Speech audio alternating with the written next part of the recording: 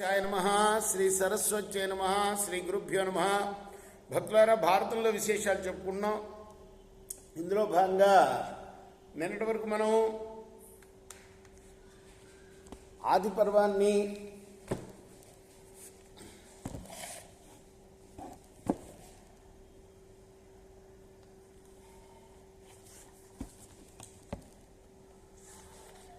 నూట 42 భాగాలుగా చెప్పుకున్నాం. ఈ రోజున 143వ భాగం చెప్పుకునే ముందు వ్యాస భగవాను ప్రార్థన చేసుకుందాం. వ్యాసాయ విష్ణురూపాయ వ్యాసరూపాయ విష్ణవే నమో వై బ్రహ్మణిధే వాసిష్ఠాయ నమో నమ. అంజనానందనం వీరంజానకి శోకనాశనం కపీస్మక్షం తారాం వందే లంకాభయంకరం సదా నింబవృక్షస్య మూలాధివాసా సుధాశ్రావిణం తిక్తమప్యప్రియంతం తరుణ్కల్పవృక్షాదికం సాధయంతం నమామీశ్వరం సద్గురుం సాయినాథం.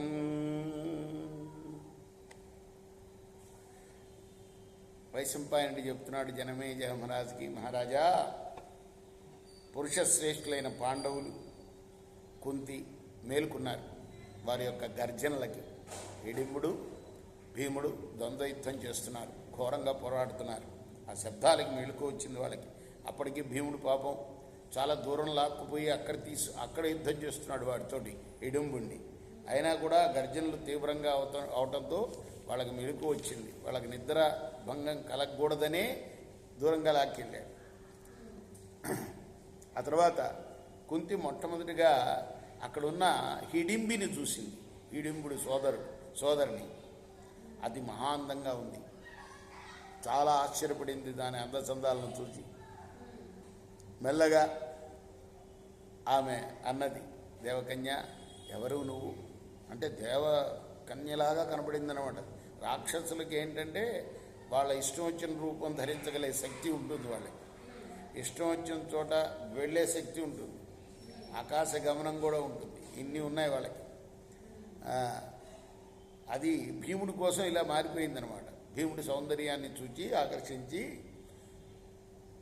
తన అన్న వీళ్ళని తినటానికి తీసుకురమని పంపాడు. నరుడు వాసన గమనించి ఎక్కడి నుంచో వాసన వస్తుంది, అటు వెళ్ళి వాళ్ళని తీసుకురా అంటే ఈ భీముడి అందచందాలను చూసి ఆ దేవకన్యలాగా మారిపోయిందనమాట. మారిపోయి మోహించింది. ఈమెకు తెలియదు, నిద్రపోతుంది అమ్మ కుంతి, భీముడి తల్లి. లేవంగానే ఇది కనపడింది ఎదురుగుండా. వాళ్ళు ఎక్కడో దూరంగా యుద్ధం చేస్తున్నారు. దేవకన్య, నువ్వు ఎవరివి, ఏమిటి సంగతి, ఏ పని మీద వచ్చావు ఇక్కడికి అని అడిగింది. నువ్వు అసలు వనదేవతవా లేక అప్సరసవా, ఏమిటో చెప్పు నీ విషయం అన్నది. పాపం చాలా మంచిది, రాక్షసుల్లో కూడా మంచి వాళ్ళు ఉంటారు కదా. ఉన్నట్టుగా చెప్పింది, నేను రాక్షసినమ్మా, హిడింబుడనే రాక్షసుడికి నేను సోదరిని. అసలు విషయం కూడా చెప్పింది, మిమ్మల్ని చంపాలని మా అన్న నన్ను నీ దగ్గరికి పంపించాడు. అయితే బంగారు కాంతితో వెలిగిపోతున్న నీ కుమారుడిని చూసి నేను మోహించాను. మన్మధుడి చేత ప్రేరేపింపబడ్డాను నేను, నా తప్పేం లేదు. నీ కుమారుడిని భర్తగా వరించానమ్మా.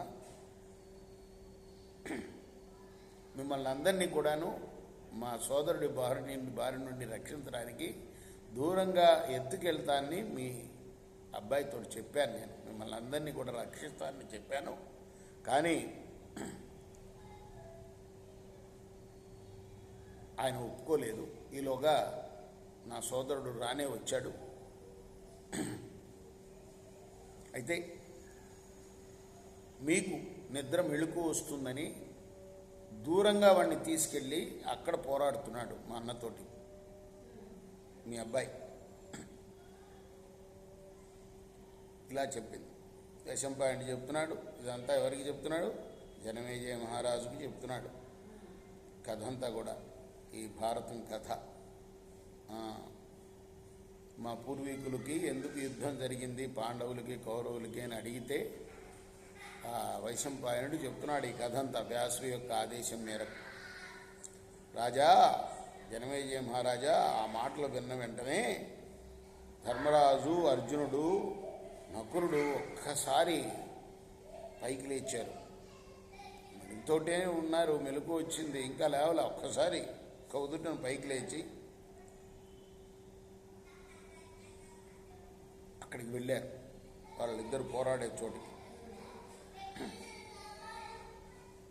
అక్కడ ఎట్లా ఉందంటే వాళ్ళిద్దరు పోరాటంతో పెద్ద దుమ్ము రేగి అసలు ఏం కనపట్టలేదు అక్కడ. రాక్షసుడి చేత బాధింపబడటం చూశారు వాళ్ళు. ఈ భీముడు మెల్లగా అర్జునుడు అన్నాడు నవ్వుతూ, నువ్వు భయపడవద్దు, మేము నువ్వు ఇలా అలిసిపోయావని తెలుసుకోలేకపోయాము, నీకు నేను సహాయంగా వచ్చాను, ఈ రాక్షసుని నేను సంహరిస్తాను, నకులుడు సహదేవుడు అమ్మను రక్షిస్తారు, నువ్వు కంగారు పడవద్దు. అప్పుడు భీమసేనుడు అంటున్నాడు, నీకేమీ భయంలే, నా చేతుల మధ్య వీడు నలిగిపోయి చచ్చిపోతాడు, వింటున్నావా? అప్పుడు అర్జునుడు అన్నాడు, వీడు చాలాసేపు బతకరాదు అన్నయ్య, మనం ఇంకా చాలా ప్రయాణం చేయాలి, ఇక్కడే చాలా కాలం ఉండటం తగని పని, వీడు శక్తి చూస్తే చాలాసేపు యుద్ధం చేసేలాగా కనపడుతున్నాడు, పైగా సంధ్యాకాలం మొదలవుతుంది, వాడికి ఇంకా బలం ఎక్కువ అవుతుంది రాక్షసుడికి అనగానే